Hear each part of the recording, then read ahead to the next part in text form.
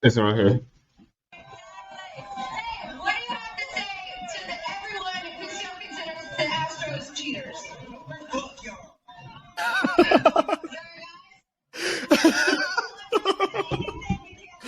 That lady, I'm dead. She was not probably ready for that. She shouldn't have asked that question though. I know she was not ready for that at all.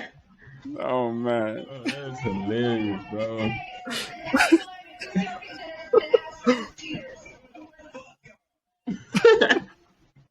I'm dead, man. Facts. Oh, all right. Yeah. What's going on, everybody? Welcome back to the Double Dribble Podcast. This is episode 13. Of course, I'm Destin. And I'm Drew. Let's get it. This is Drew, man. We recorded this episode, but we had some technical difficulties. But we're gonna run it again. This one gonna be even better than the last one. But this season's been a little surprising so far. Both conferences. Some teams, we got some things going on with a few players, So we're gonna get all into that. First, we can start with the East. Drew, what's something you want to pinpoint out in the Eastern Conference so far? All right, so we got to talk about, of course, the Nets. This past week and a half has been crazy. We have Nash has been fired. KD's been playing great. Kyrie has been playing great, at least offensively when he was playing. Simmons, to me, is just out there passing the basketball. That's literally what he's doing to me. He's just going out there. He's not really looking aggressive. He's still missing free throws, struggling.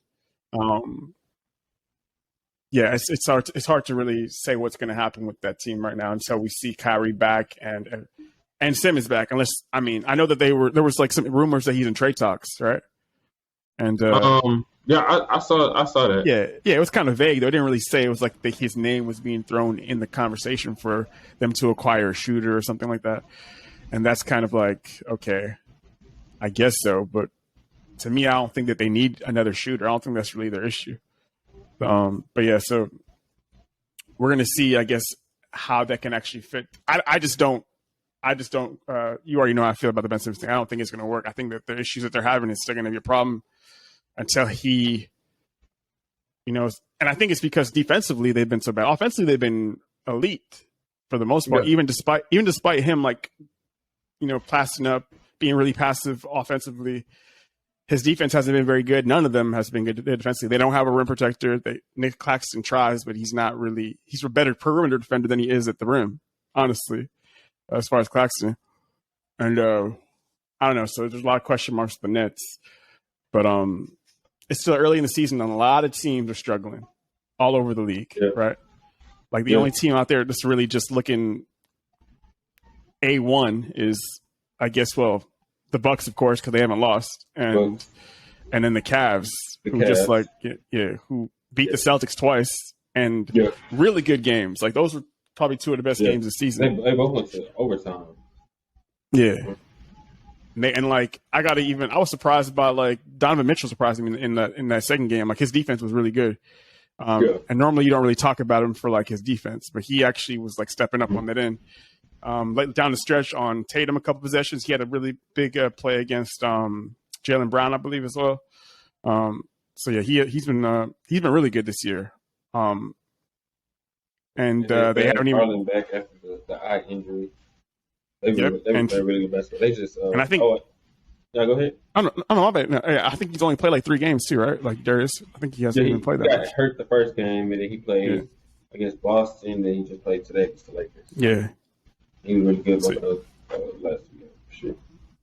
I mean, just to pick up what you said about the Nets, it's a lot of questions. I mean, Kevin Durant has been playing pretty good, playing really good actually, especially his last couple games. He was clutch toward the end. And then the game before that, he had almost a triple double. But the whole coaching situation is weird.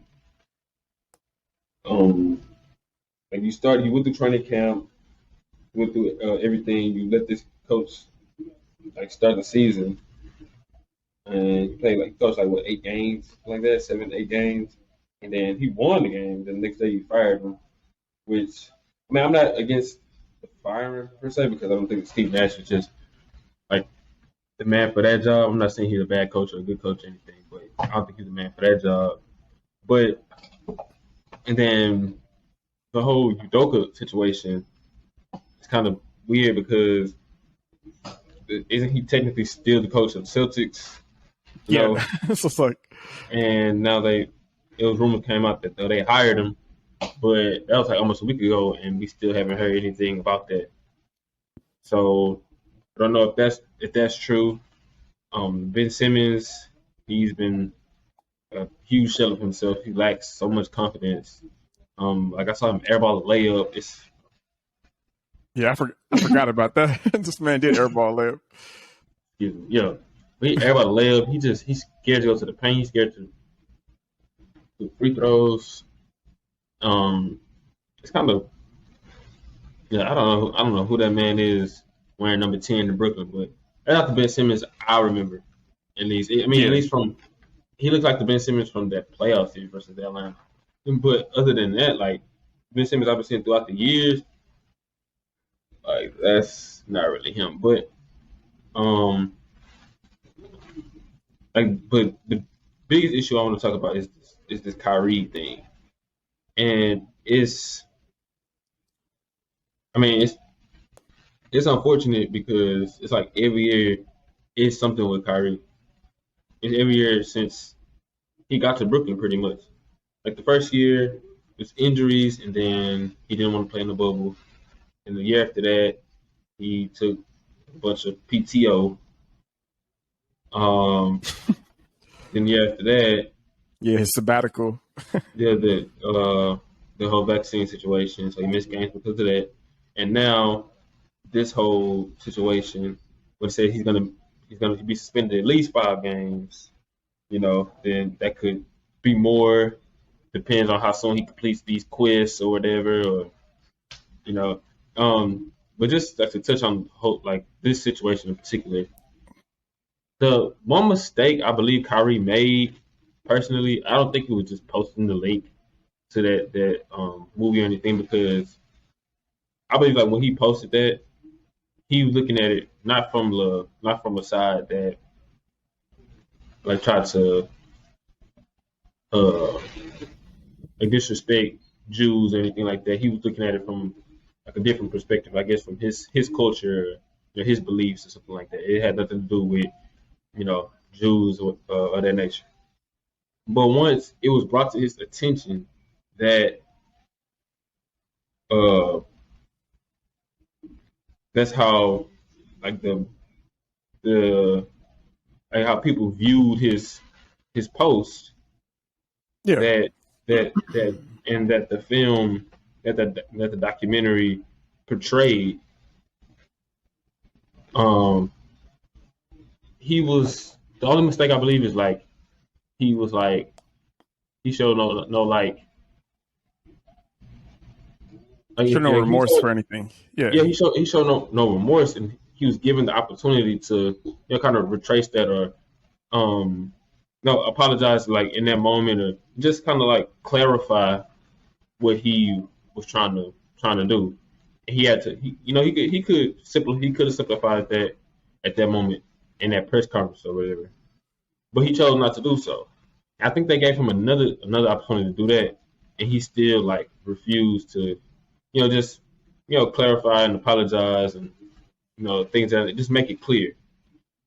And that was the only thing that pushed back, because once it was brought to your attention that this is what affected people, that's your opportunity to clear things up. And I don't think he took advantage of that. And then once he was given the opportunity like twice, that's when everything started pouring in, the suspension, and then I believe like a day later, Nike suspended his Kyrie line, like his shoes and everything. Yeah. And that's, I don't want to get too much into the whole Jews and everything, but that's kind of like the road Kanye went down, and we see what happened with him and all his endorsements and everything like tied to him. And Yeah, Kanye was going ridiculous with it though. That man was like yeah, he was literally asking for it. Like he was like testing yeah, it.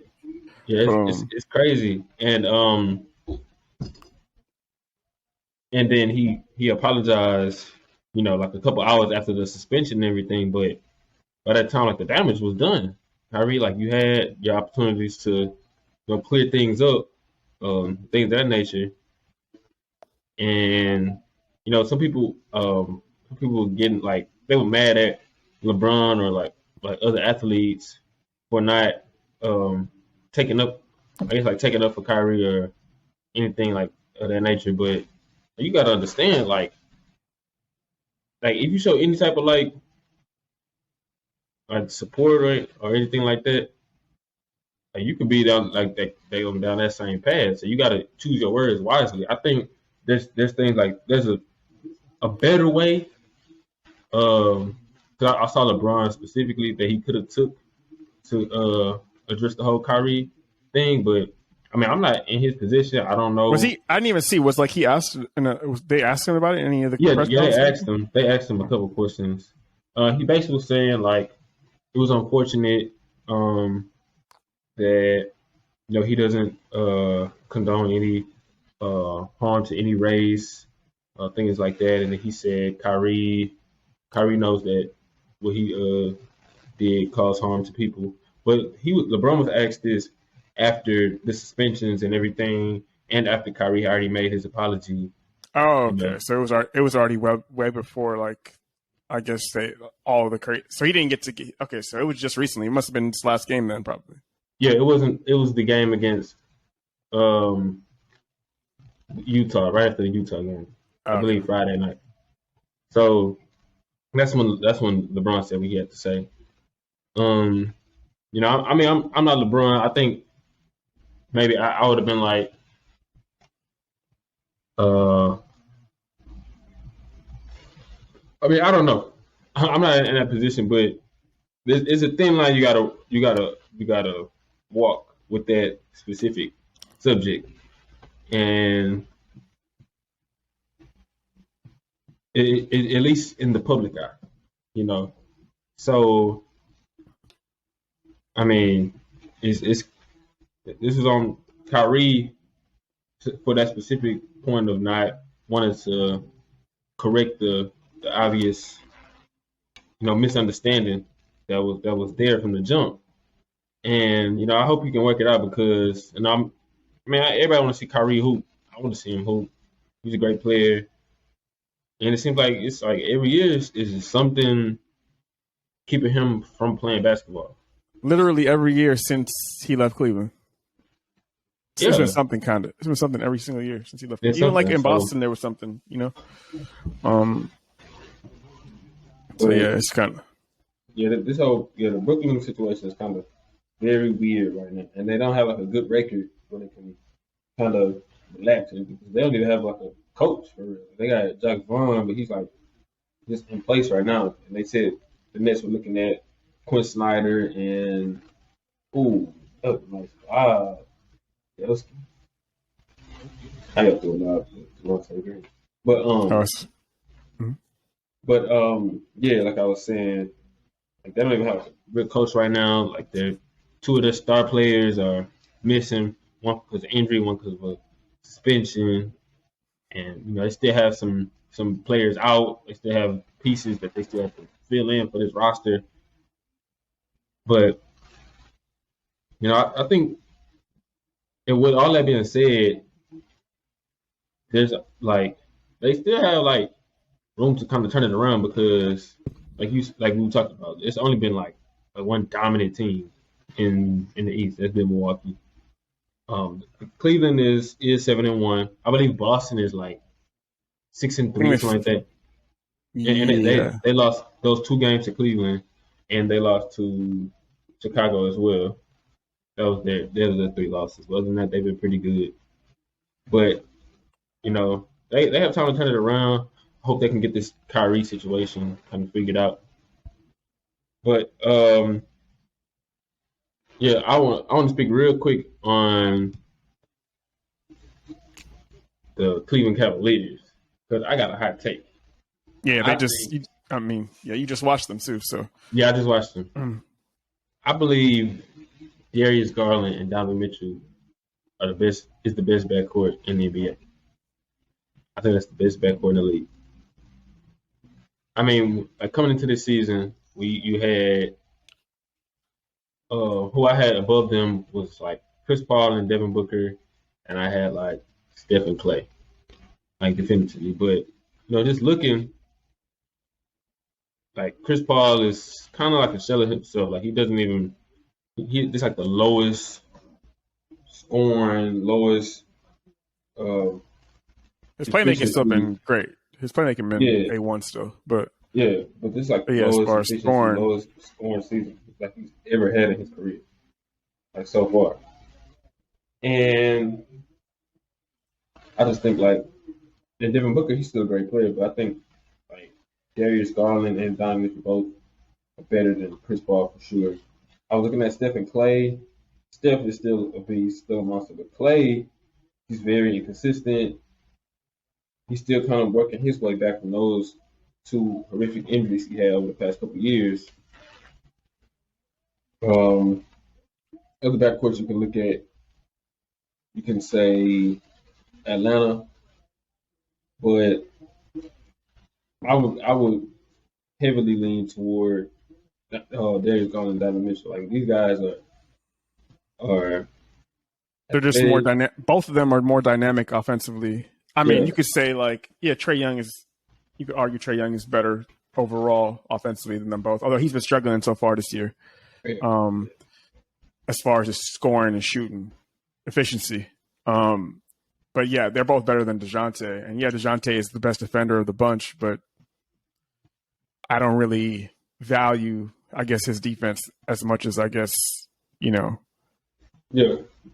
impact wise. Yeah, I mean they both can they play extremely well off of each other. I mean, Donovan Mitchell is just a great scorer.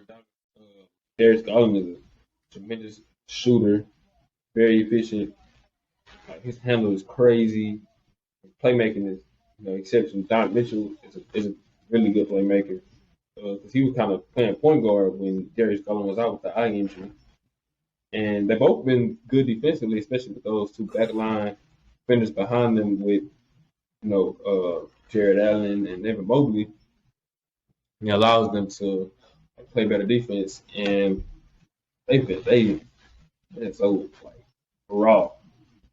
And I can't really think of another backcourt. I think Harden and Maxey make a great case.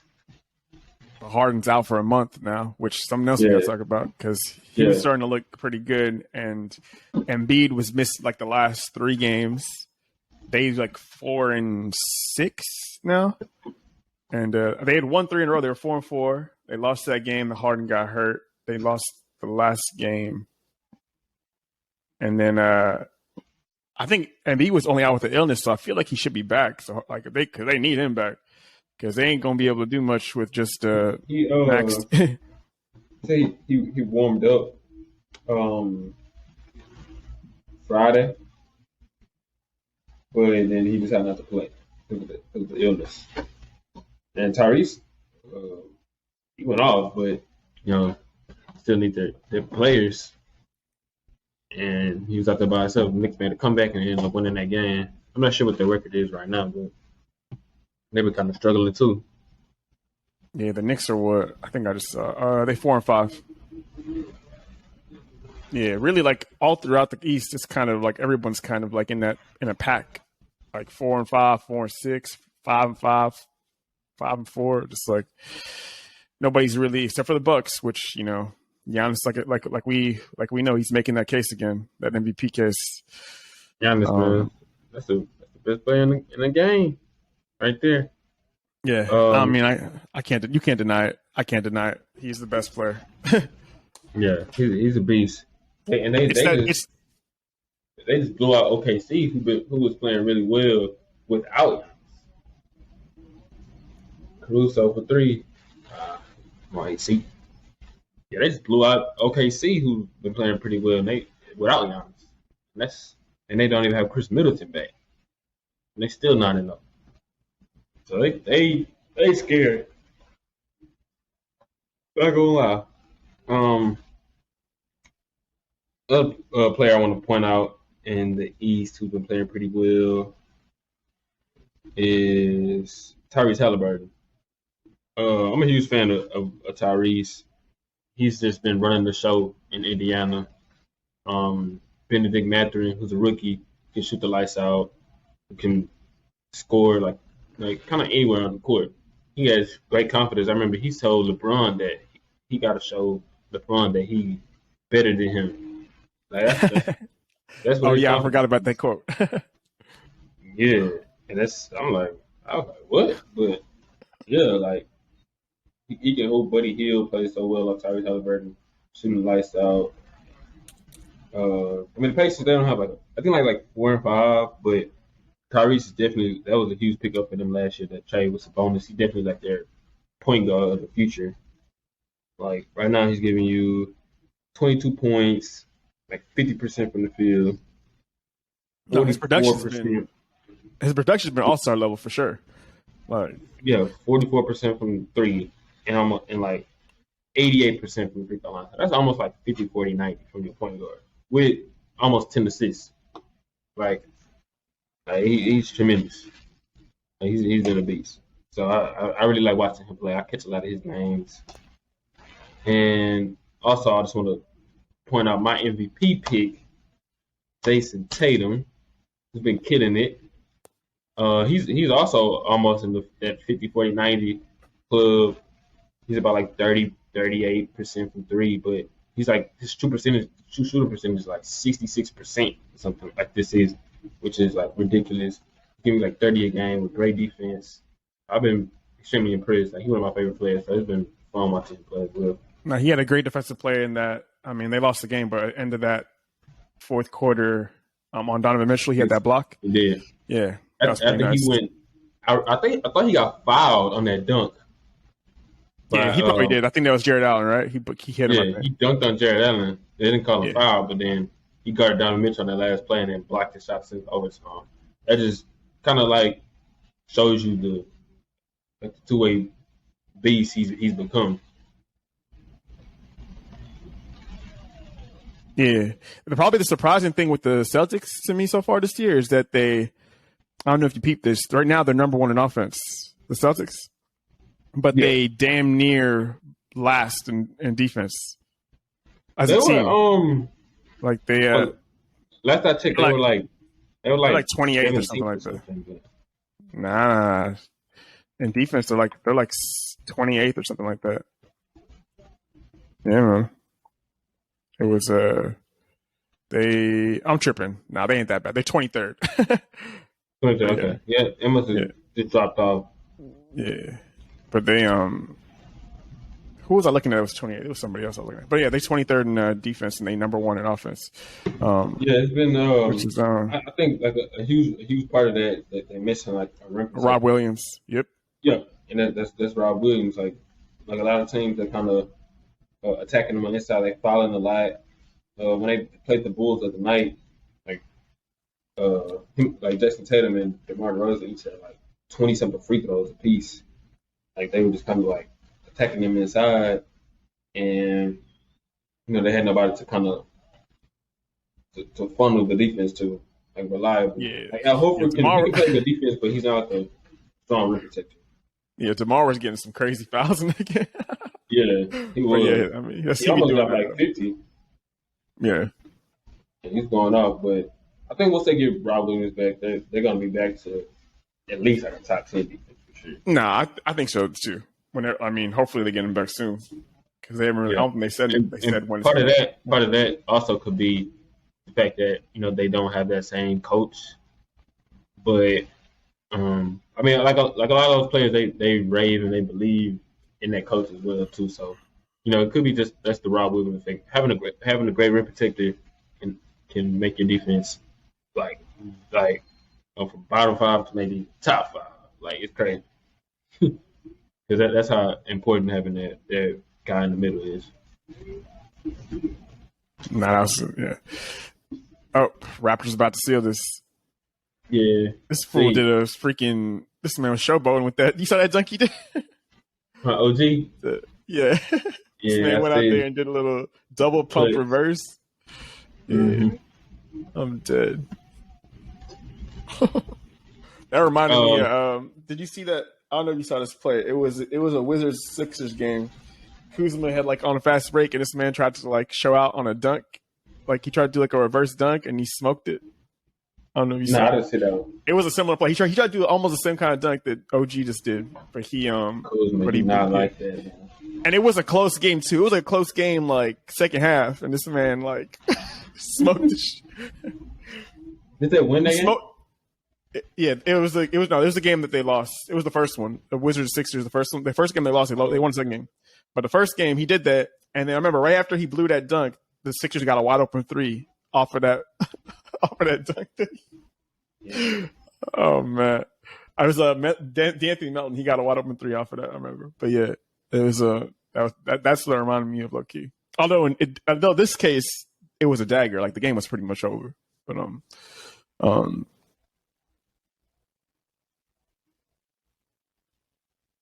but yeah, as far as like any other surprise in the East, I mean, to me, I guess it's probably. I mean, they kind of started the season struggling, but I guess I'm not really that surprised with the Heat. The Sixers are struggling, but it's a combination of things. It's Harden, and well, Embiid missing time, him not being fully 100%. Now Harden's out for who knows a month or who knows however long. Hopefully, it's not actually a month. But the Heat have been struggling. They kind of struggled starting the season as well. They picked up a little bit, but they're still 4-6. Yeah, I think they just lost. Like, Yeah, the other day as well. yeah. They had that one game where Tyler Hero hit that game winner, and he traveled. They said he traveled the next day. Oh, God. But yeah. Brutal travel. Play tonight. Chiefs and Titans. I'm just gonna But yeah. So we can actually move on to the West now. Yeah. I can go first right here. Some things I want to pinpoint. I'm gonna talk about the defending champs actually.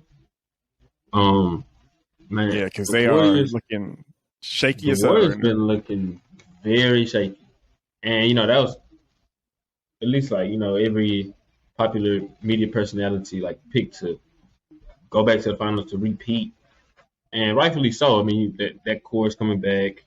You got young players getting better. Have one of the top 5 players in the league. Great coach, great organization. Understandable.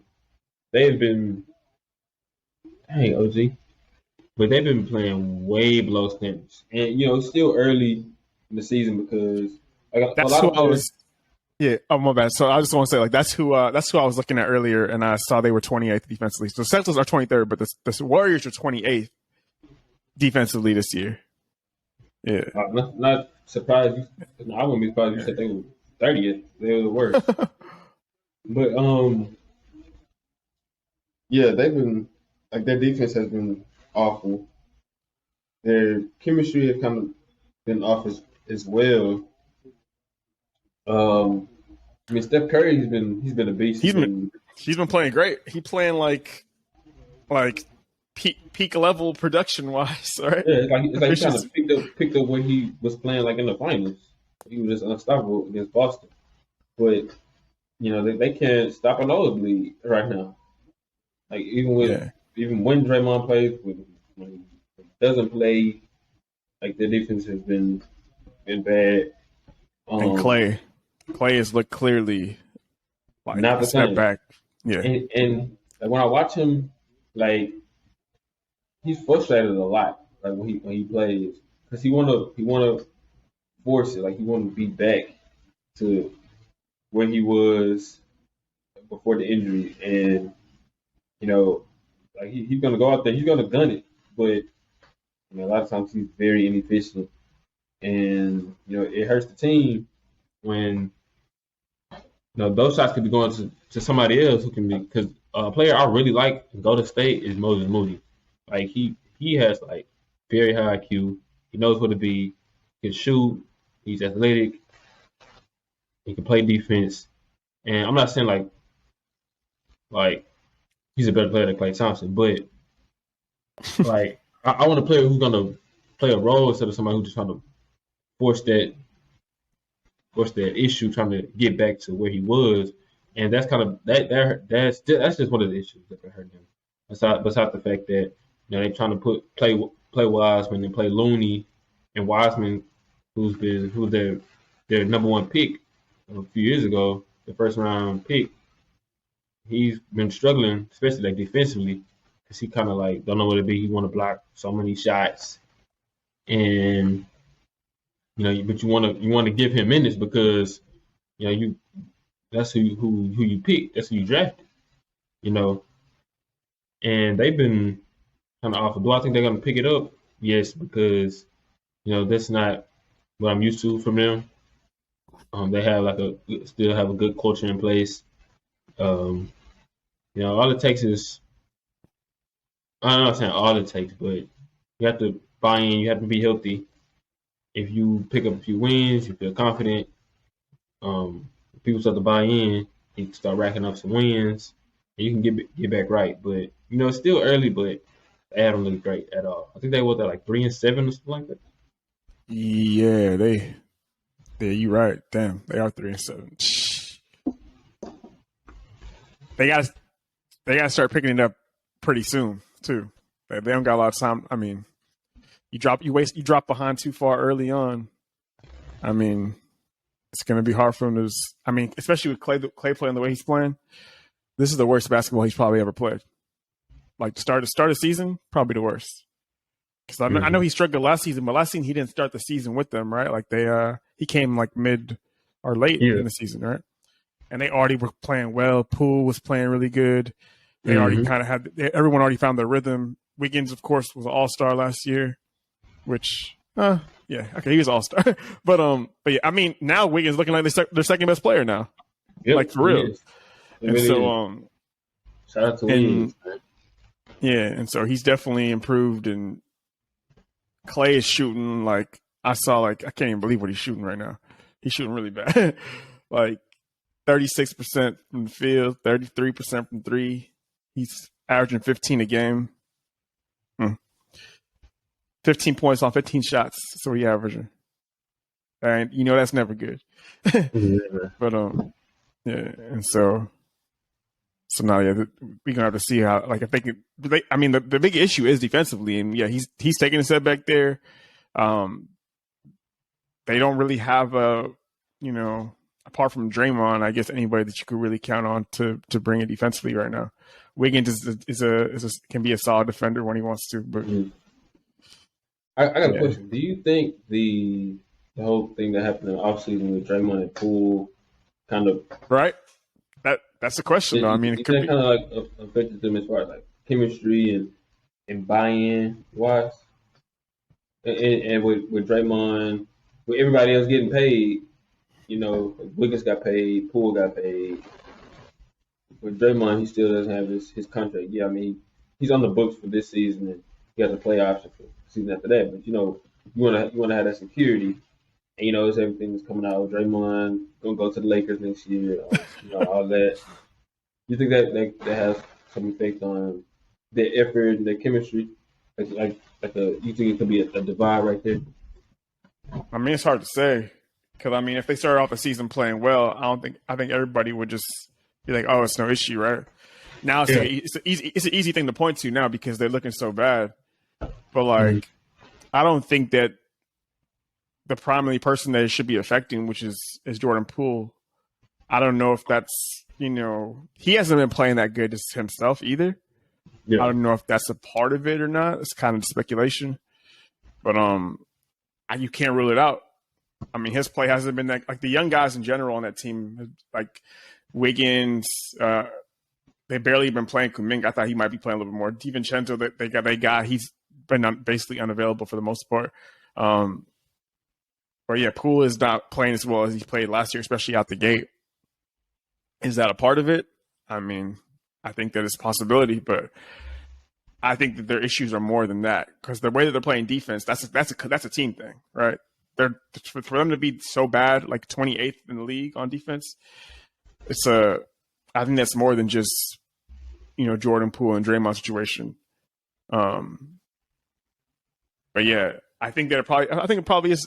You just can't rule it. I think it's probably a part of it. It's definitely affecting, something. I'm sure because we've never seen even in this entire Steve Kerr, Steph Curry era, we've never seen them look this bad, right? We've never seen them look this bad. Mm-hmm. We never seen them look this bad out the gate. Especially It's the worst. Especially out the gate. It's the worst. Yeah, like they've never started. Like last year, they started off like excellent. They were they were pretty much like the books. Yeah, they were looking like the best team in the league. I mean, well, I would say like they were performing like the best team in the league for a while, right? They were like, I think it took them a while before they even lost. Like they had 7 losses. It took them a minute before they got 7 losses last year, right? Mm-hmm. They probably were like 30 games in or something like that before they got like their 7th loss. But I think if you go back throughout the years, like going back to 2015, I believe is when in the league. Yeah, 16 had the best record in the league. 2017, 18, they won a championship. They came out still fine. Maybe the last time was like 2020, but that's when everybody was hurt. Clay was hurt. Dre was hurt. Steph was hurt. KD was gone. They didn't even have Wiggins yet. They had like D'Angelo Russell. But yeah, and that was understandable because nobody was really on the court, like available, healthy. Like Jordan Poole was a rookie, things like that. That probably was the only other time it looked bad. But this, when everybody playing pretty much, they won't play back to backs.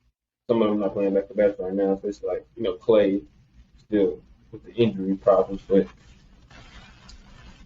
yeah, they were looking bad. But I think they're gonna be one of the teams that turn it around.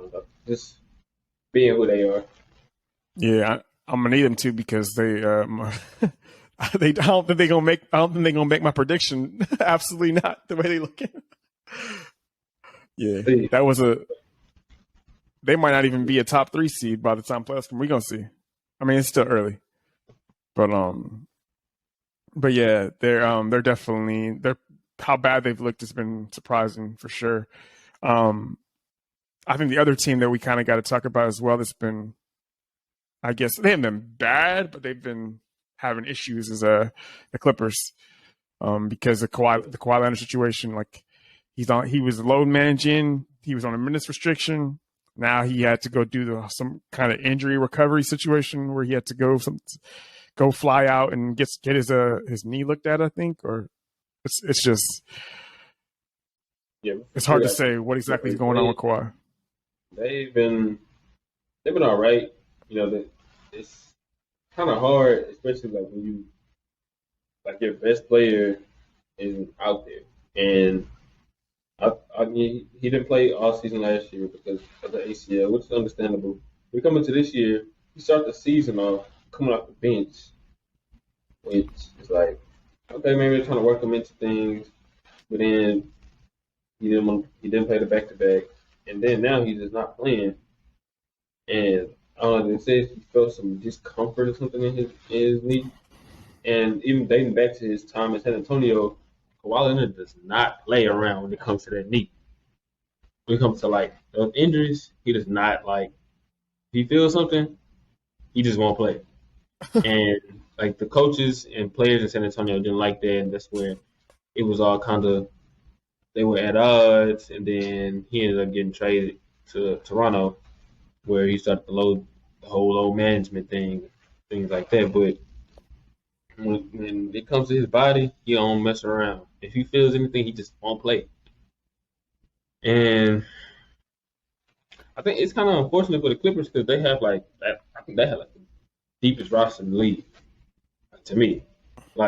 It's just having a deep roster that doesn't automatically make you better than another team, but I mean, you'd rather have it than not have it, Yeah. But I think the fact that they have a deep roster, they should be able to kind of win games, survive. They still have a good coach. Yeah, I So think they would still be. I think even if Kawhi was out for the season, I think they'd probably make the playoffs as long as PG's there. It'd probably still be a playoff team or a play-in maybe. But with him, they should be like one of the top teams in the league. It's just you don't really know when he's going to be available, when he's going to be able to play. He looks like he's probably not going to be playing any back-to-backs this year. When's his minute restriction going to be up? Like when he starts playing, is he going to be under a minutes restriction still? And like, there's so many questions. And to me, like it's kind of hard to I don't even know if they're a contender until we see if. And I thought going into the season it was 100%. They were like probably one of the top contenders in the NBA, if not just the Western Conference. But we don't even know where to pencil them in as far as I'm concerned until we see Kawhi actually playing basketball consistently. So that's kind of hard to say exactly where they're going to end up. They got to me bigger questions than even the Warriors, just because the Kawhi thing seemed to be like it's just like something that's getting worse. yeah, I have no clue about like what's going on with him at all. Like, does he want to play? Like it's weird. I mean, some bright spots in the West. The Suns have looked great once again. They came out high. They 7-2. They really should be. Well, I don't want to say this week. 8-1. They lost the other day to that Jeremy Grant shot, which is I saw that. When I first saw it, I was like, nah, that's not a travel. Like, cause was it a travel? So the last 2-minute report came out and they said it was a travel on that shot. Damn.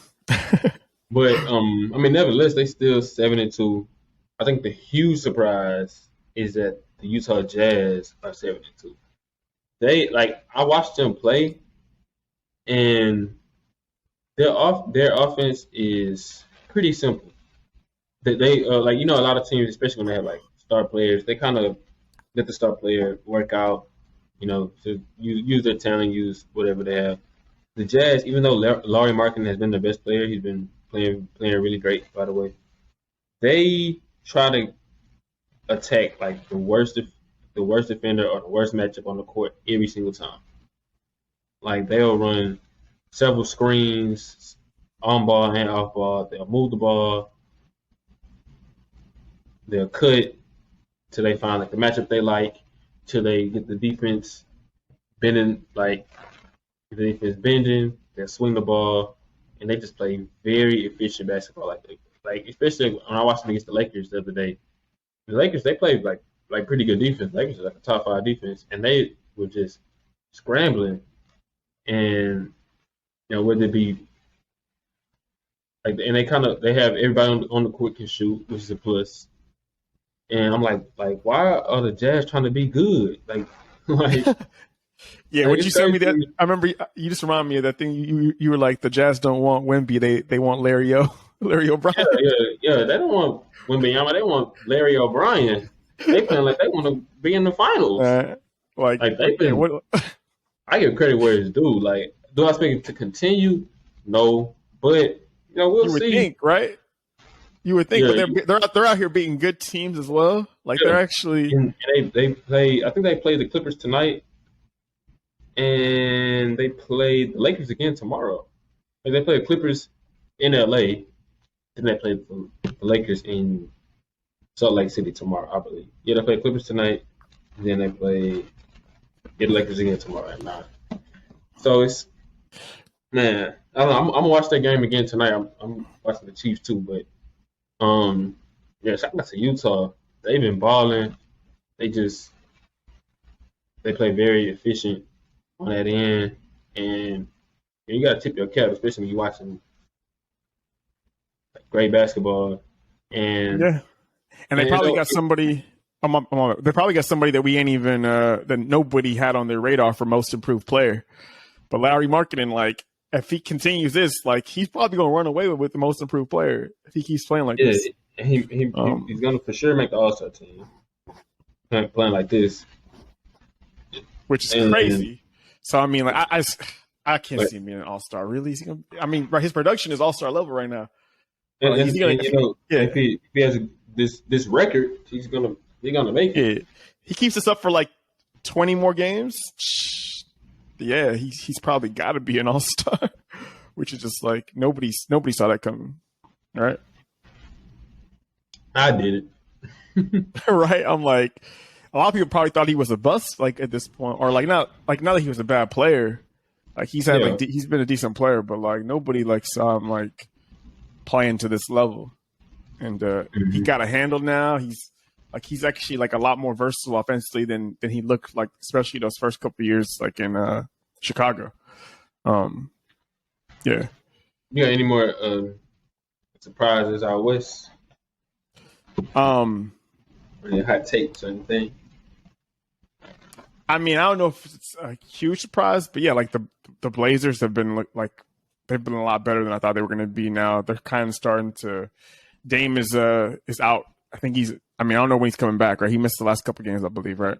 Yeah, they said he was out. He got hurt like last Friday, and they gave him like 1 to 2 weeks with the calf injury. So he should be back this week, if not this week, but next week for sure.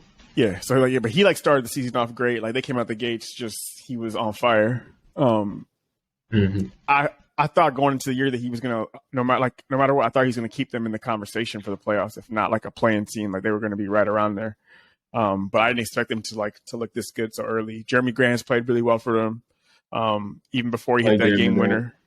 And like Nurkic just played a lot better. He's been a lot more consistent, at least to start the season. So yeah, that's a surprise. I still don't think they're going to be able to keep it up, but we'll see. The Pelicans, they've looked really good in certain games, but they've also like struggled in others. Zion looks great. Like it's really good to see him playing basketball now. And I think he played his first back-to-back this week, I believe. Like they played. Who did they play? I think they'll be fine. I think Willie Green got to find the right pieces in his rotation, because a lot of times it worked for them with Larry Nance playing the 5.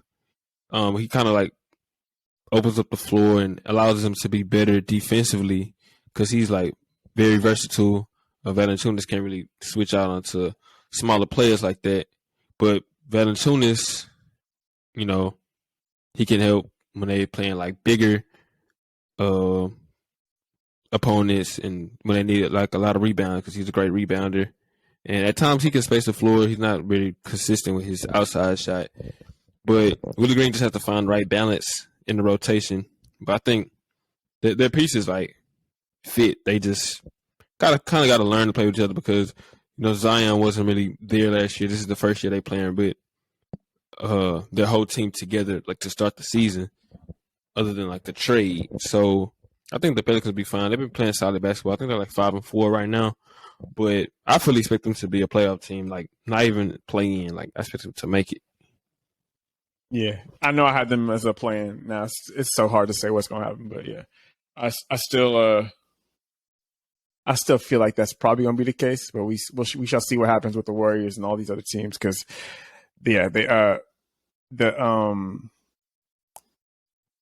talk about them. The Timberwolves, they've been kind of shaky start the season. I know as far as like Ant, he's definitely been improved compared to last year. Like he's taken a step forward. It has been weird though. Yeah. I know it's been a whole like narrative, people talking about how he hasn't dunked the basketball this season. I don't know if you saw that whole thing, right? Yeah, I saw that. Like he's 10 games in, he got 0 dunks. And I do think like, I don't know if he's doing it on I feel like he's doing it on purpose almost. Because there's been plays where I've seen where he could have dunked it and he just laid it up. Like there's been more than a few plays where I've seen like he had. I don't know. I don't know if like it's like could it was it like wide open dunks, or he just chose to lay the ball up? He just chose to lay the ball up. But like, I mean, I feel like it's not like he's missing any or anything like that. I just feel like he's not really trying to dunk it or something. He doesn't seem like he's going as aggressive to the hoop. Or I mean, like in that sense, like he's not trying to play above the rim as much. Maybe I don't know. But yeah, there's definitely been drives where he could have went for a dunk and he just laid it up. or like he's had open layups and he just caught the ball and just put it back up. I think I guess because Yeah. he's trying to make it a point of the thing where like the paint is He's not- clogged I'm- up now. Yeah, or he's trying to be like, I'm not just a dunker. If he's going for that whole thing, like, you know, Maybe so. I don't know if he's trying to play into that kind of like whole logic or whatever like that. But yeah, that has been a little funny thing that people were harping on. Defensively, they've actually been pretty good defensively as a team. I do still kind of think Cat is a problem for them. And he's had issues, but it hasn't been why they're losing most of their games. Like, even though he can be exploited on the end, they've actually just been overall not as good offensively as they were last year, which is early in the season. And I would have said like their start was surprising because they lost to some teams that going into the year we thought were going to be tanking. Like they lost to the Spurs, I think, twice. They lost to the Jazz twice too. I know they lost them once. It might have been twice. They lost to the Jazz as well. They lost to the Thunder. These are all teams that are playing way better than we thought they were going to be playing. Spurs are like I think they're like 5-4, 5-5 now. 5-5. Yeah, they're 5-5. Yeah, Another Spurs surprise. have been. That's Popovich for you right there. Just he's doing the most right now. And it's crazy. He said before the season, he said, "Don't expect this team to be good or something like that." That's what he said. I'm like, but Man, they've been solid so far. I don't know if you saw like I was watching a little bit of Players' Choice. They had asked who would you start bench cut, and it was like Popovich, The Phil coaches, Jackson, and Steve Kerr. and Steve Kerr. Yeah, You want to play it? I mean, I feel like everybody is probably going to agree on that. Like it should be to me start Pop, bench Phil, and cut Kerr, right? But Start. yeah. But I mean, or would you start Phil? I'm kind of like first on that, but I mean, I'm not against it. I mean, Pop, he's a great coach. With Phil, I mean, you just got to go into depth, but the resume kind of speaks for itself on that one. I mean, he did play with the best two guards in ever. I mean, he did coach. I said play with coach the best two, but Pop, he had like the best power forward in NBA history. His system is kind of like he like from when he first won a championship in like '99 to his last one in 2014, his system had to like evolve, and that's very impressive. And he found the right won a lot pieces. of different ways. Yeah, he's won. He's had to like change so many different rosters, change different focuses on like who his star player is going to be. Yeah. And he's found ways to make things work, make the playoffs with a lot of different, different guys. And to I me, think that's probably. My bad. You go. I just want to say, like, when I look at DeMar DeRozan right now, I think he made DeMar DeRozan a better player. And like the numbers, even in San Antonio, don't really speak volumes. But DeMar became a much better playmaker. He became way more efficient for sure. And like it was just one season, I think he averaged like 23 points a game or something like that. But his efficiency like went through the roof playing with Coach Pop. And like he stopped like forcing, he kind of let the game come to him. And that I give DeMar credit for that as well. But I think Pop had a huge influence on like DeMar becoming a better player. And in Chicago so far, like people looking at DeMar like on the downside of his career. And then last year he was just a beast. He was like an all NBA player. And even now he's back to that, just being efficient, getting to his spots, being himself, like kind of just like playing the right way. And I think that a huge part of that was him playing in Pop's system. They didn't have like a ton of success, like championship or anything like that, but I think that helped make DeMar DeRozan a better player. With Kerr, Kerr. I think Kerr's a great coach as well. I don't think he one of the top 3 coaches of all time like them, but I think he may be like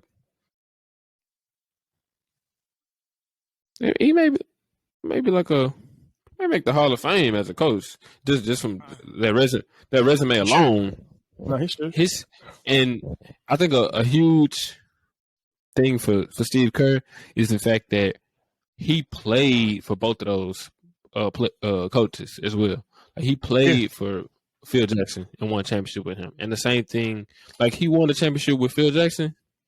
Then the next year he won a championship with Greg Popovich. So he was under both of those. Learn. I think he was under the coaching tree of Popovich too. I think he may have sat on the bench. I'm not sure, but that's huge for him, and he kind of that helped him turn the Warriors around, because if you look at the Warriors, they had Mark Jackson, and Mark Jackson was a good coach for them. He helped like build the roster and bring them to the playoffs. But once they got Steve Kerr, he kind of unlocked everybody. Now that you can contribute that to the players getting older, the players getting better as well. But he made some changes though. He did. I remember. Yeah, one of the big things I remember is that I thought was always dumb when they had Mark Jackson is they were always like an elite defensive team. Even when before they had Kerr, they were an elite defensive team. Mm-hmm. Offensively, they were not an elite team offensively until they switched from Jackson to Kerr, and that was with Curry even having some good seasons before him. They used to post up. I remember so much. They had a lot of post up offense under Mark Jackson. Like I remember like David Lee and Mark and Jermaine O'Neal. I remember as well. And I was like, it didn't make any sense how much they were running post ups. And when Kerr got there, they completely went away from that. He started Draymond Green because Mark Jackson had him coming off the bench. Yeah, he started Draymond and he put Iguodala on the bench. Yeah, and then they completely unlocked their offense. There was a lot more off-ball movement, motion, a lot of screening. And he did like the death lineup when they went small. They had Draymond at the 5, and Draymond he kind of became one of the elite defenders of all time. You know, if you look at it like that, and that's, I mean, I'm not saying they're the first team to go small, but I think they like the best team, maybe. And then when they got Kevin Durant, it was kind of over for the league and everything. But I mean, last year they won the same. They did it the same way, and you got to tip your cap to Kerr. But me, I'll go Phil Jackson, Pop, then Curry. But I'm not mad with the way you chose either Popovich first. Yeah, I think he's probably the best coach to me, probably ever in NBA history, just because he's just done it so many different ways. Like he's won with a superstar being the focal point. He's won as a collective team kind of championship, you could say, and he's done it with a variety of different guys being the focal point. Like it wasn't just Tim Duncan, every single year being like the number one guy necessarily. Mm-hmm. It's like his brand of basketball that coach implemented was just beautiful. And I mean, if you look at the Spurs now, it's the same way. He makes slight changes based on like how the game is played. A lot of threes are being shot now, but they still move the ball effectively, make the right play. They could. It's rarely ever just ISO every play, and they play hard. And one thing about Greg Popovich teams, they always like in the bottom of the league of like turnovers. He hates players with like low IQ. Like you have like low IQ, you're not gonna be in the rotation for sure. I would love to see Popovich coaching Westbrook, and I would love to see how that would go, what the whole situation would be like. I mean, Westbrook's now. Don't get me wrong. Westbrook is playing some good basketball right now. Recently, like the last few games, he especially coming off the bench, he's playing as better than anybody probably thought he could play coming off the bench. So I agree. I think the Lakers, like we shot the other day, and I said, it's things for the Lakers to be optimistic about. And then since then they lost 2 games, but I'm not like pulling away from that. I still think it's some things for Lakers fans to be optimistic about. Russ, he's been very good off the bench. They're one of the best defensive teams in the league, and they won't continue to shoot like historically low levels. Also, like LeBron still has to get in game shape. I think he has like a foot injury, and he was sick. It looked like he's back right now. As far as like the sickness and everything, today he looked much better than he looked those other few games. And just the fact that a lot of the good teams in the West aren't that good right now, especially like with Golden State. So even though like the Lakers don't have a good record, like their record's almost the same as Golden State. Look like it's like not far off really. So yeah. So I mean, it's a couple things that they still need to clean up. I think they need to be much better in the second half though. Like when I watched like the past few games, it's been like close games where the Lakers be winning like at halftime, and then the third quarter happens and the team come and punch us in the mouth. Like AD had like 20 points at halftime against Utah. He finished with 22. Today against Cleveland, 17 points at halftime. Finished with 19. That is unacceptable. Like they need to AD needs to be more aggressive looking for his touches and shots, but Ham needs to create opportunities for AD to get those looks as well. And that third quarter you can't just come out flat because that's what teams always attack the Lakers, and it goes downhill from there. But there's a couple things for them to be optimistic about, but they need to start picking up some wins because you don't want to just lose and then pick understand what you need to do. Then it's too late. Yeah, I mean, what are they right now? They're 2-7, so they're only like 1 game behind the Warriors right now.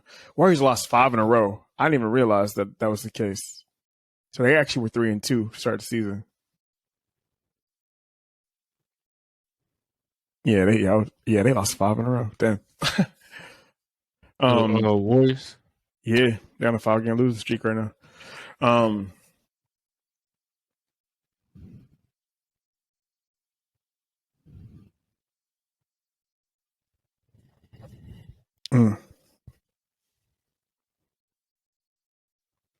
Damn, my Rockets, man. Tragic. Oh yeah. my goodness. They've been looking great as well. I think they had some very winnable games that they really could have won. Those are 3 games they should have won, but yeah. But their youth and bad coaching kind of showed in those few losses. And I think it's something that they can get better at throughout the season. Like I said, it's still early. We're about we're like 10 games in, so we're about 8th into the season, 1/8 into the NBA season right now. But they're the worst team in the league. Yeah, I'm sorry. They cannot be the worst. They cannot have the worst record in the league 3 years in a row. Cannot have. They had the worst record last year? I'm pretty sure they had the worst record last year. I'm pretty sure we had the worst record. But I think we were like a game worse than OKC, I believe. But yeah, we didn't have the number 1 pick, but yeah, we were the worst. Like if we got to win more than 20 games or whatever it was. See, I kind of had the Rockets like projected at around like 35 wins. Really, I thought they were gonna be much better than what they've been so far. Just with the improvement of the young guys, some Silas would improve, as a coach. but they haven't looked good so far. I forgot who the one win was against, but they had several opportunities to win other games. Like that game against the Clippers, even that second game against the Clippers. The first game Utah. of the season, That was the Utah. game. That was the game they won. That was the game where they had the whole Yeah, argument. they beat Utah. Yeah, that was the game where they had the argument with Mhm. Jalen and Jabari or whatever. Yeah. Yeah, it's a couple games where they could have like very much won. I think like they just need to clean up some IQ situation. I think that's the problem with Minnesota as well. Even with like the stars that they have and the expectations they have. I watched them the other day against the Suns. That's a very winnable game, but it's like they have no real leader. Like D'Angelo Russell was making like dumb plays. Anthony Edwards just chucking up shots. Like they gotta like. I think a huge part of that was missing like vets and leadership, like Patrick Beverly. Like people like misunderstand like what those role guys will mean to a team, especially like if they a vet.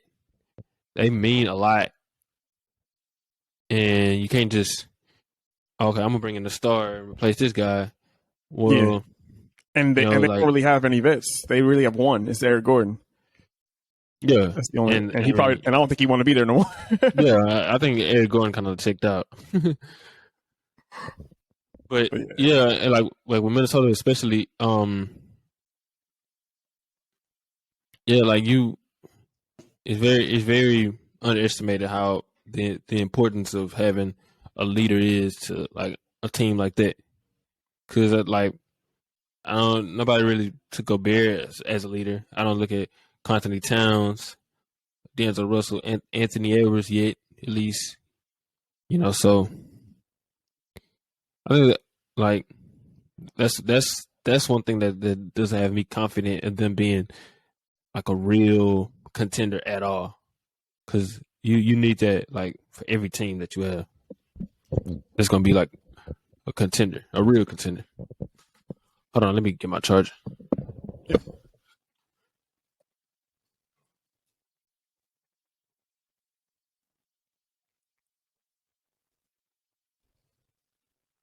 Oh.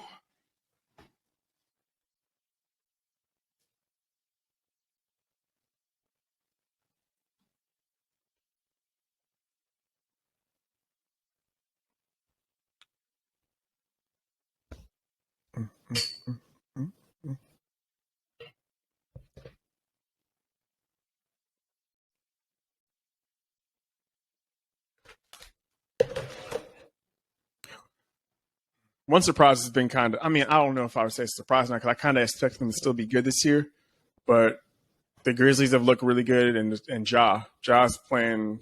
He's continuing to play like at this level he was playing at last year, at least to start the season. Like I guess he's trying to make that. He's trying to prove to everybody that he is.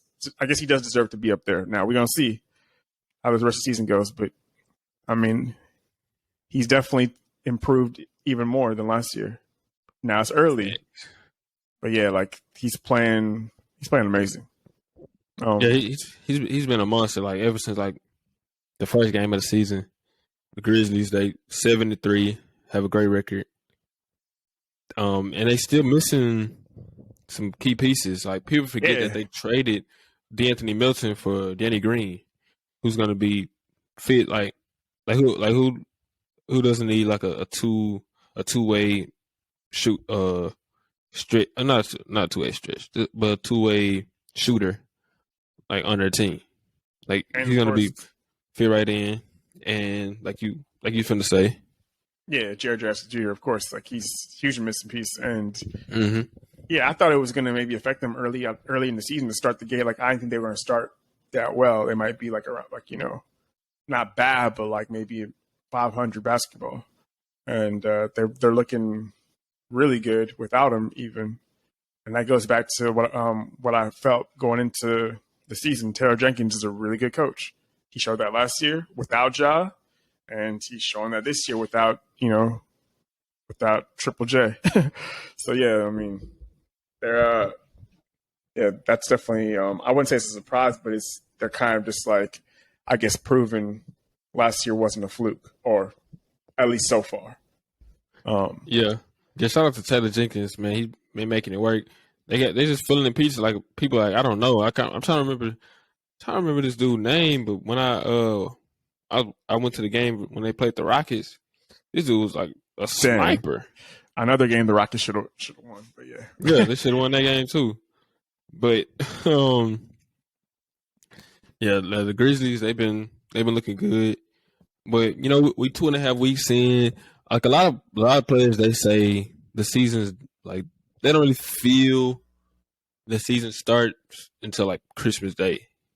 That's when it really like feels like it starts. So even though like everything it counts right now, I think we won't see like real consistent elite basketball from the people we expect until then. Yeah, I would say probably after Christmas is when the standings start to actually stabilize. And you kind of like, okay, like this is probably going to be. We started with the Celtics last year, but I think they still were around a playoff team. They just shot all the way up to like the second best team in the league, right? Yeah, it was like around like early January. The Celtics were like below 500. They were like 18, 19, something like that. And then like the impossible happened. I think they ended up winning like 50 games, like 50 some games last year. That's crazy. And yeah, I checked as well. Like the Celtics last year, they started the season 0-2. They lost to the Raptors, got blown out, and then they started. They won. They were 2-5 in their first 7. All right, so they came out starting the year kind of how the Warriors starting the year, kind of how some of these other teams came out struggling, and Brooklyn, Philly, and they had a huge turnaround now. Which one of these teams out here is going to have a turnaround to that degree? We're going to see. I feel like I feel like it's got to be multiple teams, right? Yeah, for sure. But I was going to say with the Celtics, well, maybe not the 2-5 start, but the like mid, like when it was in January and they were still like below 500. That was kind of like unprecedented. Like you never saw a team that came like that was that deep into the season playing how they were playing, then completely turn the season around and make the finals. Like they were 2 wins away from winning a championship. Like it's kind of crazy. I don't know. So some things fell in their favor as far as like the Chris Middleton injury, but nevertheless they put themselves in that position to be there, and like they made it. They turned into a great team, and they started out this season well. That was a huge point. I looked at it like a Jason Tatum interview, and like how he always said like he started out the season slow, and like the Celtics they got up to a slow start, like we just pointed out. So he wanted to make that a point of emphasis, and so far he's been coming out balling. Yep, this year he came out. Yeah, they got a pretty good record. Jaylen Brown has been playing. Like I pointed out how Jason Tatum has looked like an MVP so far, but Jaylen Brown has been playing some of the best basketball of his career too. I mean, it's just been like 9 games, but like he's been playing great as well. And to see them two still improving, like they still like young, they like right around the same age. I hope they can play together as long as they possibly can, because like they're gonna be a great duo. For sure. I mean, I'm a Lakers fan. I don't necessarily want to see the Celtics win a championship, but I mean, they're a great duo, and they have like I think they have some unfinished business, but I think they're gonna have to see that man in Milwaukee, yeah, to get there. Yeah, I was saying the other day, like Cat, like to me, like Giannis, like the number one quality to him is he's just relentless. Yeah. Like the way he plays basketball, he just doesn't stop. Like he just does everything OD. Sweat. He's the number one sweat. Right? Like, yeah, constantly attacking. Like, yeah, that's his game right there. And so yeah, it's definitely gonna be interesting to see how that. I mean, if like especially if Tatum and Jalen can keep it, because I know we always talk about how one of the issues they've had that we noticed in the past seasons was like it seemed like one of them would play well and the other one wouldn't play well. Like pretty consistently, it seemed like that would happen. Like they would go off on alternating games, right? Yeah. And this year, like they coming out the gates, both playing really well, Mm-hmm. both Like playing good basketball. they just had like a back to back. They played Chicago. That was a really good game. Then they played the Knicks the next day, and they both like played really well. I think they came out like gunning. Like they both were just shooting threes, pretty much. Like I watched that game, but they were making them. And I think Jaylen Brown ended up like 30 something. Tatum finished with like 26, and they ended up winning that game. I think they, as a team, they hit like 27 threes or something like that. Yeah. So that's they probably. I saw something that said they the best duo in the league right now, and I'm trying to think of one that's playing better than them right now. No, I don't think anyone's playing better than those two. I mean, you could probably. I mean, they haven't played enough games. There's Darius and Mitchell. Donovan. Yeah, but they only played like 3 games. I think Drew and Giannis might have a argument. But Drew been kind of offensively, he hasn't been that good though. I don't think. But the past like few games, he's been really good. He started off like very inefficient, but like the past few games, he's been great. But it's like for right now, I mean, shoot, I can't really think of a better one. I think like when everybody healthy playing at their best, they may be top 5, top 6, but for right now, you gotta give credit where it's due. the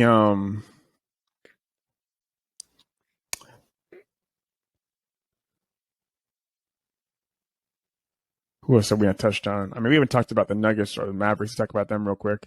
As far as like Dallas, I mean, what are they, 5-3? I want to say Doncic, he's leading the league in scoring right now still, right? Yep. Luka has scored 30 plus every single game this season. He's been a monster. Yeah, I think there was like absolute monster.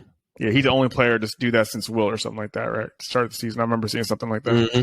So yeah, he's definitely playing really well. He's already got his name probably early in there for that MVP candidacy with Giannis, and so I kind of expected them to have a good start to the season, so I'm not surprised about that. And I had Luka when I was thinking about who might lead the league in scoring.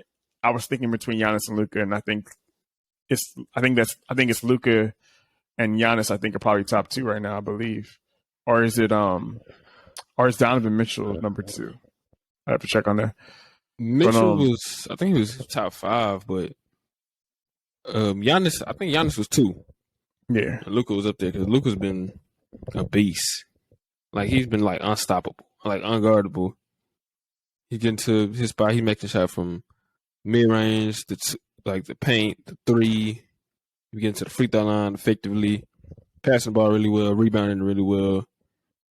I mean, their record isn't great right now. I believe they're 5-3. They're 5-3. Yeah, they're 5-3. Okay, so yeah, they 5-3.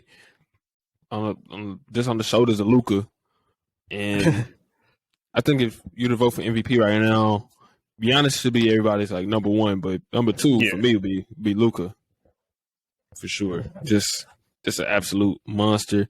Like I told you, he one of them ones. He gonna be an all-time great, no doubt about it. Write it, take a picture, stamp it. he just needs to have that postseason, a deep postseason success to kind of like establish his legendary status. But what he's in like year 5? I want to say it's year 5. Is that right? Yeah, I think he was 2018, 19. He came in 18, I believe. Yeah, so yeah, year 5. Yeah, year 5. Just I can't say enough good things about Luka. He's a killer. Yeah, I mean and as far as the Nuggets go, I mean they started playing basketball, some better basketball recently. Jokic has played well. He hasn't been, crazy MVP level numbers or anything this year, but he's still been really good. Um, But yeah, I mean, I feel like they're definitely going to be up there in like those top 3 or 4 teams in the league. As far as like, I've seen a little bit of him. I don't know if you watched a ton of the Nuggets. You've seen Jamal Murray, how he's been looking. I know he had that nice. He looks healthy. He's had some nice finishes around the rim. I don't know as far as like if he's going to be. I mean, it's so early in the season. I don't know if he's going to be at that level that he needs to be at already, but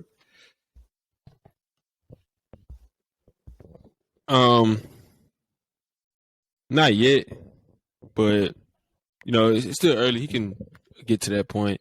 I really like what I've been seeing from Bones Highland so far. I watched that game. I believe it was yesterday. I mean, he just plays with like he's just like so groovy when he plays. Like he's just a huge like spark plug off the bench. I saw like some of his highlights. Like he carries a lot. Like when he dribbles, like he kind of like he be cuffing the ball and doing things like that. But he gets away with it, and he just plays like with so much confidence, and he's just like a joy to watch. Like, and I think that's what made it easier for them to kind of move on from when they had Monte Morris, especially with them getting Jamal Murray back and everything. And he's been, you know, I love watching him hoop. They got Michael Porter Jr. back. KCP was a huge pickup, like we talked about before. Not too worried about Denver right now. Nah, they're definitely going to be one of those teams that's going to be a contender when the playoffs come around. I think that's most of the team. We pretty much cover most of the teams out west. I mean, Yes, sir. Yes, sir. Oh, shout out to Shai Gilgeous-Alexander. That man been hooping as well. Okay, he's been playing. That's one of the another team that been playing better than a lot of people expected right now. I think they're around 500. They just lost the other day against the Bucks. No shame in that, to be honest. But they've been playing like great defense as well. And Shai, I think he's probably like the most underrated player in the league right now, because I think if he was on like any other team, like a contending team, like think of like a star guard on a contending team, or just like a playoff team, and you place him with like Shai Gilgeous-Alexander, you're probably looking at Shai like a top 20 player in the league right now. Like, okay, I'm not just want to say he's better than Darius Garland, but let's say you put him in Darius Garland's shoes, I think he would be great in that role. I look at him, maybe if you look at, I mean, they play pretty different, but like DeJounte Murray, you know, in Atlanta. I mean, you got I think I don't think he's better than those guys, but it's kind of hard to judge him when we're looking at what he's producing from a team that we don't expect nothing from. But I watch him a lot, and he's one of like the leading scorers in the league right now. He's giving like 30 points a game. He plays at his own pace.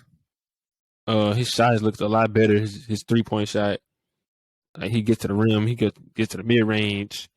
Like he just plays like it's like it looks effortless with him out there. He's a monster. Like even if he was put him on like the Timberwolves or something. Yeah, put him on Timberwolves. That'd be like I'm not. This may be controversial, but I would say even if you put him on like Memphis or something, like replace him with Ja, like he would be.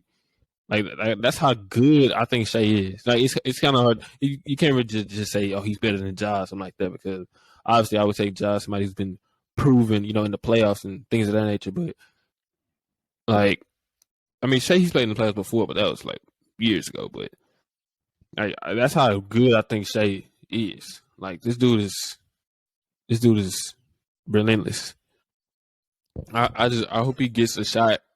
I don't want to just see him on bad team after bad team every single year. A team that's tanking, I feel like ultimately Shea may get like traded or something because he may not fit that timeline for when let's say OKC gets like Wembanyama or something. I mean, he may fit it. I Just checked. depends. So Shea he's 24. So I mean, he's still really He's still young. Yeah, But they If may they have were got to get- shit. yeah, that's If true. they, like, okay, next year if you're OKC and you have like the number 2 pick, you know, the number 1 pick is gonna go to Wembanyama. Are you gonna go get like Scoot Henderson or because you know Scoot Henderson that's like a point guard of the future. Like he got the whole 2 bag. You know he the one you get the keys to, but you're not gonna get him the keys over Shea. You know what I'm saying? Or you draft somebody else that's gonna fit their role, or do you trade the pick and you know try to? They might trade the pick unless they. I mean they got like 1 million of them, so. Yeah, that's true. But the way they playing right now, shoot, they may be a play-in team. You know, you never know. That's a good question. If they do get that pick, if they get the second pick, what would they do? That would be interesting. Because if they draft Scoot, then what are they going to trade Shea? Or are they going to try and keep them both and do some like I don't know. You know, they still got Josh Giddey. I'm gonna be. This is. I don't know if it's a hot take. I'm gonna be straight up. I think Josh Giddey is I don't think he's that good, to be honest. I think he's one of those players that's overrated to me. Like I think he's a little overrated, but he's still. Yeah. I think he's still pretty good. I think he has like good value. But yeah, no, I think he's a nice player, but I feel like he's just like. It's like some of the stats he puts up is a little overblown. I feel you. Yeah.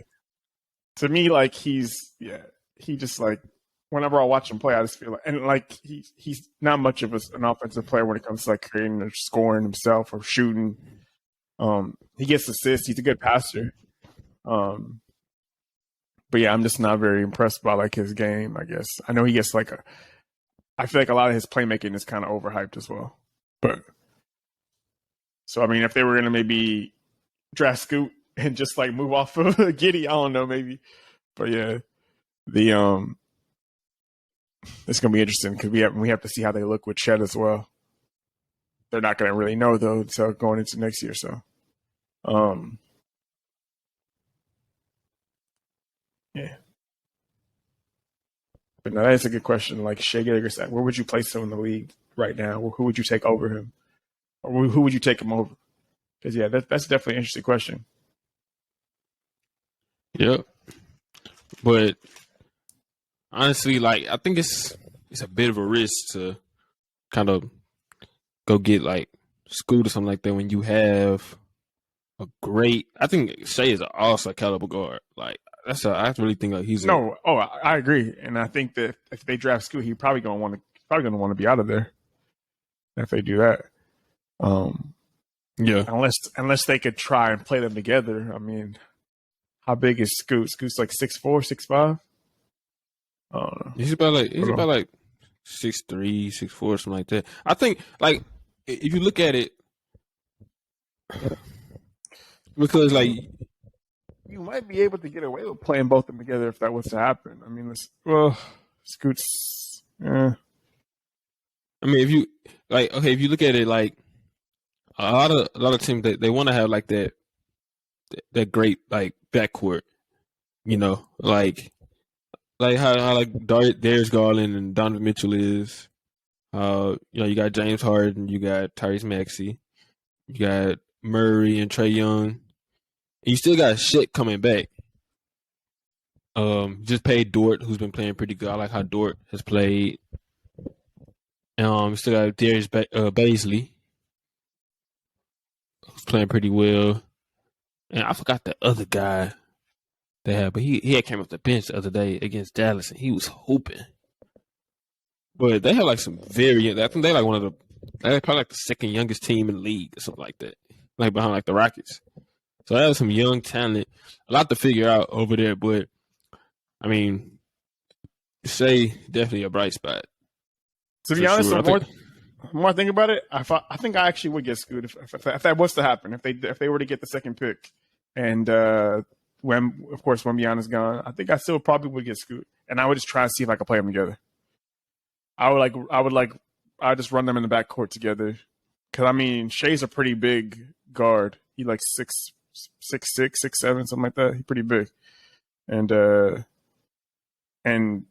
I think that you potentially could make it work. I remember like Chris Paul did when he was there, they made the playoffs and he was the primary playmaker. You might be able to make that work potentially. Of course, they have Dort as well, but Dort's I think that they still would have the size for that to actually work. And I don't think you could have too many playmakers. Both those dudes look like they could score and actually create. I would take a risk on that. I would run that gamble and see how it works, especially if Chet is healthy and is able to stay on the court and he looks like legit. Then I think I would actually probably still do it if that were to happen. But yeah, be a great backcourt. I really want to see. We haven't seen him play this year, but I want to see LaMelo play with Victor Wembanyama. I think that'll be an outstanding duo for the future. Charlotte hasn't looked great this year. They don't even have LaMelo yet back. He got hurt in the preseason, so I think that's maybe their excuse to tank a little bit. But that's down the line. But we 2 weeks in. We're gonna be back soon to see what the league's looking at right now. Hopefully the Lakers can pick up some freaking wins, stop tripping in the second half, and the Rockets as well. I don't want the Rockets to be too good, but I don't want them to be just sorry like this. But man, but Andrew, it's always a time when a team is always gonna get worse before it gets better. Shout out to the Houston Astros team.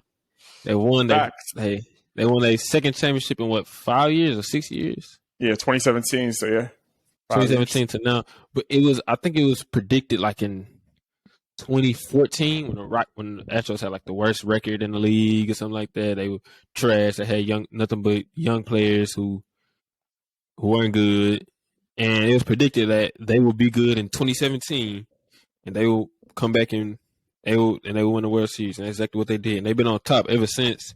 It was nice to see them close it out yesterday. I might go to the parade tomorrow. I'm gonna see. I gotta work, but I might go before work. So it's gonna be pretty fun. It was fun yesterday. I'm glad I was off to witness that. When Jordan hit that bomb, man, I went crazy. Yeah, and this man Verlander finally redeemed himself. Yeah, he did. He had that. Saved his legacy right there. Because if he had came out there and got bombed on or something, yeah. He had a good game. I think it was game 4. I want to say no, maybe a game 3, game 4. I can't remember. But maybe game. Let me see. We won game 2. No, wait. What do you mean? When Verlander got his first win. It was the last game, wasn't it? No, the last game was Framber. No. I mean, like the game before that, game 5. Game 5. It was game 5. Yeah. It was game 5. Game 4 was Christian Javier when we had the no hit. Yeah, game 1 is the one where Verlander, blew our 5-0 lead. But yeah. We had a 5-0 lead. I'm thinking, and he's playing well, and then all of a sudden, it just took a turn for the worse. So no, that was big, especially a way to kind of kill the controversy and everything behind that whole scandal and all that stuff. Like, okay, what y'all gonna say now? Now you can't say. Matter of fact, let me find that video. What do you have to say to everyone who still considers the Astros cheaters? Fuck y'all. Thanks. All right, All right, man. let's close this out. Yeah, man, that's a wrap. Episode 13. Make sure y'all follow us on Instagram at Double Dribble Pod. Like and subscribe to this video. Appreciate y'all tuning in. It's a wrap. Peace.